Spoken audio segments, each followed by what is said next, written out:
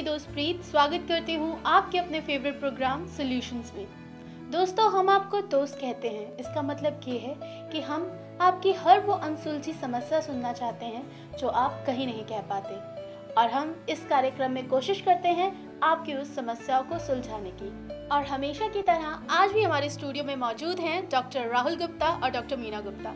आप दोनों का बहुत बहुत स्वागत है। दोस्तों, शादी के बाद हर एक स्त्री का सपना होता है माँ बनना, पर आज जैसा कि आप जानते हैं हर एक स्त्री इस भागती दौड़ती दुनिया में कहीं ना कहीं आगे बढ़ गई है, लेकिन उस खुशी को वो जीना चाहती है अपने तरीके से। जी हाँ, आज हम उसी टॉपिक के बारे में बात कर रहे हैं जिसका नाम है बर्थ कंट्रोल। तो जानते हैं डॉक्टर साहब से कि हम अपनी ज़िंदगी में बर्थ कंट्रोल किस तरीके से अपना सकते हैं। डॉक्टर साहब, ये बताइए, आखिर ये बर्थ कंट्रोल, जैसे कि आप जानते हैं बर्थ कंट्रोल में कई ज़्यादा मेथड्स आते हैं, उनके बारे में हमें कुछ बताइए। देखिए, बर्थ कंट्रोल का मतलब है जैसे कि अगर माँ कोई भी औरत माँ बनना नहीं चाहती है, जैसे 2 बच्चों में अंतर रखने की बात है, या उनकी फैमिली कंप्लीट हो चुकी है और आगे बच्चा नहीं चाहते हैं, तो उस केस में वो मेथड अपना सकते हैं। आजकल इसके लिए काफ़ी मेथड्स अवेलेबल हैं, जैसे कि बैरियर मेथड्स हैं। बैरियर मेथड्स जी, इसका मतलब क्या हुआ? बैरियर मेथड्स में होते हैं कि एक बच्चा बनने के लिए, प्रेगनेंसी के लिए शुक्राणु और जो अंडा होता है फीमेल्स में बनता है, ओवम बोलते हैं, उसका मिलन जरूरी होता है, जिससे कि जाइगोट बनता है और वो बच्चेदानी में इम्प्लांट होता है। लेकिन बैरियर मेथड में जो शुक्राणु है उनको माँ के अंडे से नहीं मिलने दिया जाता, जिससे कि बच्चा नहीं बनेगा और प्रेगनेंसी नहीं होती है। तो बैरियर मेथड्स हैं। हार्मोनल पिल्स वगैरह हार्मोन्स हैं और इंजेक्शंस अवेलेबल हैं। मैम, ये बताइए कि बैरियर मेथड्स में बेसिकली कॉन्डम्स का यूज़ होता है, यू मीन टू से, राइट? नहीं, इसमें काफ़ी बैरियर मेथड्स में कॉन्डम एक है, मेल और फीमेल का कॉन्डम्स आ जाते हैं, स्पर्मिसाइडल्स आ जाती हैं, जो कि केमिकल्स होती हैं, जो कि रिलेशन बनाने से पहले अप्लाई किए जाते हैं, जिससे कि जो शुक्राणु हैं वो जैसे ही डिस्चार्ज होते हैं वो उनको मर जाते हैं उसमें, तो बच्चेदानी तक पहुंच नहीं पाते, तो प्रेगनेंसी नहीं होती है। जैसा कि आपने जाना बैरियर मेथड के बारे में, आइए और जानते हैं इसके बारे में। डॉक्टर साहब, ये बताइए, बैरियर मेथड के अंदर पहला पॉइंट आता है कॉन्डम्स, मेल कॉन्डम्स, उनके बारे में बताएं। देखिए, कॉन्डम जो है ये काफ़ी ओल्ड कॉन्ट्रासेप्टिव है।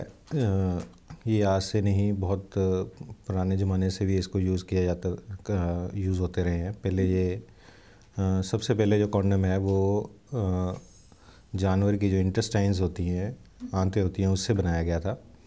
और ये आजकल जो कॉन्डम्स मिलते हैं वो लेटेक्स रबड़ के बने होते हैं, जो काफ़ी फ्लेक्सिबल होती है।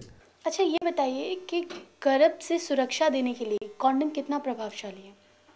कॉन्डम अगर प्रॉपरली उसको यूज़ किया जाए तो ये काफ़ी इफ़ेक्टिव मेथड है। इसको हम 99% इफ़ेक्टिव कह सकते हैं। कुछ चीज़ों का इसमें ध्यान रखने की ज़रूरत होती है। जैसे कॉन्डम अगर आप यूज़ कर रहे हैं तो लुब्रिकेंट अगर उसमें जनरली कोई ज़रूरत नहीं पड़ती। अगर फिर भी कोई यूज़ करते हैं तो वाटर बेस्ड जेलीज़ ही आप उसमें यूज़ करें, क्योंकि आजकल कॉन्डम रबड़ का लेटेक्स का बना होने के कारण अगर आप ऑयली सब्सटेंस उसमें यूज़ करते हैं तो उसके रप्चर होने के चांसेस होते हैं। और प्रॉपर उसका जो है अगर यूज़ करने से पहले अपने एक फिजिशियन से ज़रूर कंसल्ट कर लें कि वो कैसे प्रॉपरली कैसे उसको यूज़ किया जाता है, क्योंकि अगर उसमें बबल रह जाता है, एयर ट्रैप हो जाती है, तो उसके कारण भी उसके रप्चर होने के चांसेस जो है काफ़ी होते हैं। और दूसरा, जैसे हम कॉन्ट्रासेप्टिव की बात कर रहे हैं, कॉन्डम जो है वो प्रेगनेंसी रोकने में काफ़ी इफ़ेक्टिव है अगर प्रॉपरली उसको यूज़ किया जाए। और दूसरा ये एक मात्र ऐसा कॉन्ट्रासेप्टिव है जो सेक्सुअली ट्रांसमिटेड डिजीज़ को भी प्रिवेंट करता है। जैसे जो सेक्सुअली ट्रांसमिटेड डिजीज़ हैं, जो एक जो है संबंध बनाने से एक दूसरे को फैलती हैं, उससे भी ये जो है रोकथाम करता है।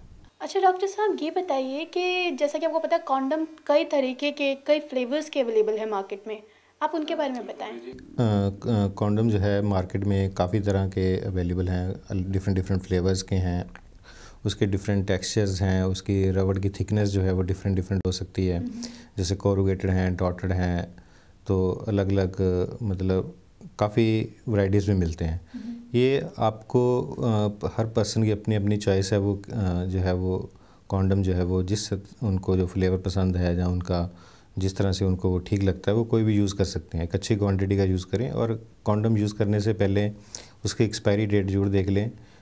कोई वो पहले से कोई रप्चर ना हो, उसके अंदर पिन वगैरह ना लगी हो।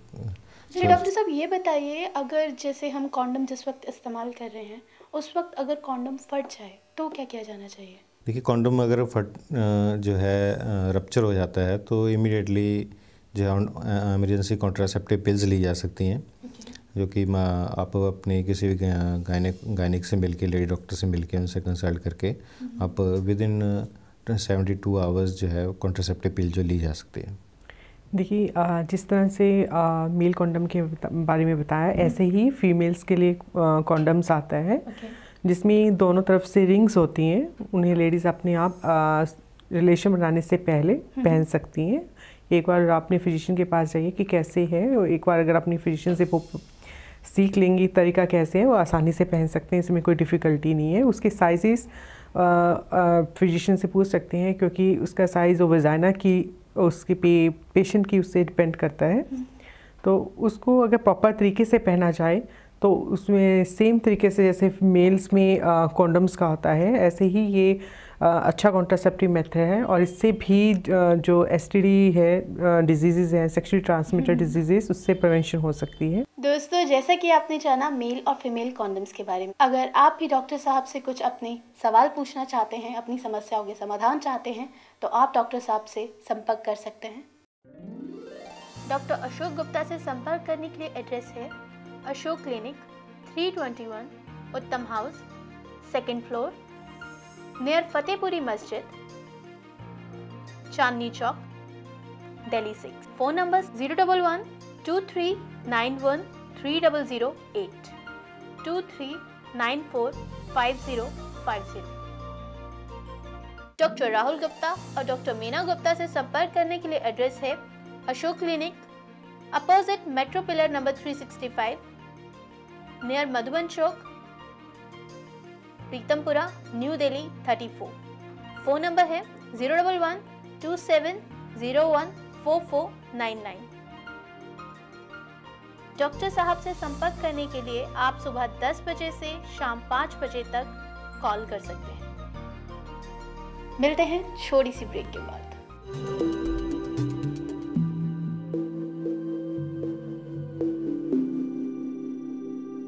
किसी को सेक्स संबंधी कुछ समस्या है जिसके कारण उनको आपसी संबंधों का पूरा सुख नहीं मिल पाता। किसी को संतान न होने की टेंशन है। किसी को संतान सुख तो मिला है लेकिन उनके जवान बच्चे बहुत दुबले पतले व कमजोर हैं, या फिर वे अपने किसी प्रियजन की शराब पीने की आदत से दुखी हैं। ऐसी समस्याओं से अगर आप 2-4 हो रहे हैं तो निराश न हो, बल्कि बिना झिझक हमें आज ही बताएं। संपर्क करें अशोक क्लिनिक, चांदनी चौक, निकट फतेहपुरी, दिल्ली।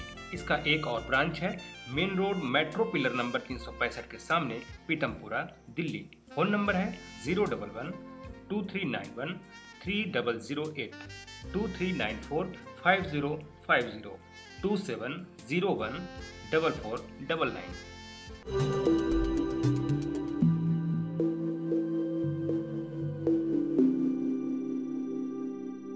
दोस्तों, ब्रेक के बाद एक बार फिर से आपका बहुत बहुत स्वागत है। जैसा कि आपको पता है, हम चर्चा कर रहे थे बर्थ कंट्रोल के बारे में। आइए जानते हैं बर्थ कंट्रोल के और उपाय। डॉक्टर साहब, एक मेथड और भी आता है बर्थ कंट्रोल में, एक रेगुलर पिल्स और इमरजेंसी पिल्स। रेगुलर पिल्स जो महिलाएं लेती हैं उन पर इसका क्या इफेक्ट है? जी, जो रेगुलर पिल्स लेते हैं, पहले जब स्टार्टिंग में ये पिल्स आई थी, बेसिकली इसमें 2 तरह की पिल्स हैं, जिसमें estrogen and progesterone combined pills बोलते हैं जिसे, और एक प्रोजेस्टेरोन ओनली पिल्स है जिसमें सिर्फ प्रोजेस्टेरोन लो मात्रा में होता है और पूरा मंथ लेडीज़ को लेना होता है। पहले ये जो हार्मोन्स थे उसमें काफ़ी ज़्यादा मात्रा में थे, जैसे 50 माइक्रोग्राम था, तो उनके काफ़ी साइड इफ़ेक्ट आते थे। लेकिन जो लेटेस्ट अभी हैं उनमें इनकी मात्रा बहुत डिक्रीज़ कर दी हैं, जिससे कि साइड इफ़ेक्ट जो है आगे से बहुत कम हो गए हैं, जिसको आसानी से कोई भी महिला यूज़ कर सकती है।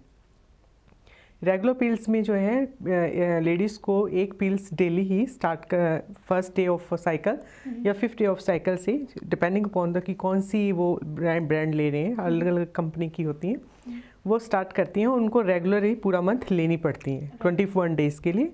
और 7 जो लास्ट डेज़ के हैं उसमें वो प्लेसिबो या कोई भी जैसे आयरन टैबलेट, जैसे मालाडी में आयरन टैबलेट्स होती हैं, वो लेती हैं। मतलब पूरे 28 डेज़ उनको लेना पड़ता है, जिसके छोड़ने के बाद उनको पीरियड्स आ जाते हैं। जो एमरजेंसी पिल्स हैं, एमरजेंसी पिल्स जब तब लेते हैं जबकि कोई और मेथड यूज़ किया है, उसका फेल हो गया है, जैसे कि कॉन्डम यूज़ कर रहे हैं, रप्चर हो गया है, या अनप्रोटेक्टेड सेक्स किया है जिसमें कि उनको बच्चा नहीं चाहिए, तो विद इन 72 आवर्स में रिलेशन बनाने के वो एमरजेंसी पिल्स लेते हैं जिससे कि बच्चा ना हो। कई बार ऐसा भी देखा जाता है कि लेडीज़ रेगुलर पिल्स ले रही होती हैं, उसके बाद भी कई बार वो कंसीव कर लेती हैं। देखिए जो पिल्स का है, पिल्स का सक्सेस रेट काफ़ी अच्छा है। ये उन केसेस में होता है कि अगर कोई भी लेडी पिल्स को रेगुलरली नहीं ले रही है, एक प्रॉपर टाइम पे नहीं ले रही है। जैसे पिल्स लेने की तरीका है कि अगर आप पिल्स स्टार्ट करते हैं, उन्हें डेली लेना ज़रूरी है, और एक प्रॉपर टाइम, जैसे एक फिक्स टाइम मान लीजिए कि आप डेली 9 o'clock लेनी है, तो उसी टाइम पे लें, ताकि आपका हार्मोन्स हैं, जो हार्मोन्स आपके एक स्टेबल लेवल पे उसका असर है। कई बार क्या होता है कि पेशेंट जैसे भूल गया है और 2-3 दिन उन्होंने गैप डाला और उसके बाद स्टार्ट करता रहा, वो उसमें माइंड में स्लिप कर जाता है। क्योंकि इसका अगर आप बीच में ब्रेक लेते हैं, अगर आपने आज कॉन्ट्रासेप्शन से पिल स्टार्ट किए हैं, तो उसका इफेक्ट जो हार्मोनल का है 1 वीक लग जाता है उसका। कोई साइड इफेक्ट भी पड़ता है उसका? जी, साइड इफ़ेक्ट हैं इनके, जैसे हार्मोन्स के साइड इफ़ेक्ट हैं, लेकिन वो अगर पेशेंट लेता रहता है तो उसको 2-3 मंथ्स में उसमें इम्यून हो जाता है उसको, फिर वो साइड इफ़ेक्ट इतना प्रॉब्लम नहीं करते हैं। जैसे शुरू में उनको हो सकता है जी में चलाना है, उल्टी आता है, इससे हेडेक हो सकती है, और कई बार क्रैम्प्स आते हैं लेग्स में, ऐसे साइड कई बार स्पॉटिंग हो सकती है कई पेशेंट्स को।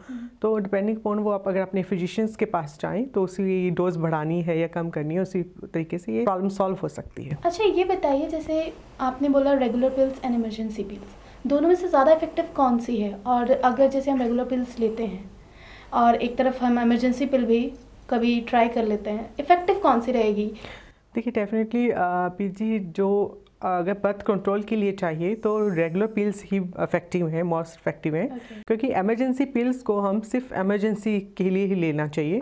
क्योंकि अगर आप हाई डोज, क्योंकि इसमें हाई डोजेस में प्रोजेस्टेरोन, हाई डोजेस में कंबाइंड पिल्स देते हैं, तो उनके साइड इफेक्ट डेफिनेटली आते हैं, और कई बार हो सकता है कि वो मेथड फेल हो जाए, तो उस केस में प्रेगनेंसी कंटिन्यू हो सकती है। और दूसरा, अगर आप इमरजेंसी पिल्स को एज ए कॉन्ट्रासेप्टिव मेथड बनाते हैं तो उसके साइड इफेक्ट काफ़ी आते हैं कि आप पे पीरियड्स रेगुलर हो जाएंगे, या ब्लीडिंग, स्पॉटिंग स्टार्ट हो जाती है, ब्लीडिंग काफ़ी देर तक रह सकती है। तो अगर आपने कॉन्ट्रासेप्टिव चूज़ करना ही है तो आप एक रेगुलर पिल्स लीजिए। वो डिपेंडिंग अपॉन कि आपका क्या है, आपकी अपने फिजिशियन या अपनी गायनी के पास जाइए, वो आप उसको तरीके से ले सकते हैं। ज़िंदगी में माँ बनना एक बहुत ही सुखद एहसास है, लेकिन प्रेगनेंसी अगर अनवांटेड हो तो वो एहसास दिल से कहीं गायब सा हो जाता है। ज़िंदगी में अगर आपके भी हैं कुछ अनसुलझे सवाल, जानना चाहते हैं अपनी समस्याओं के समाधान, तो आप डॉक्टर राहुल गुप्ता और डॉक्टर मीना गुप्ता संपर्क कर सकते हैं।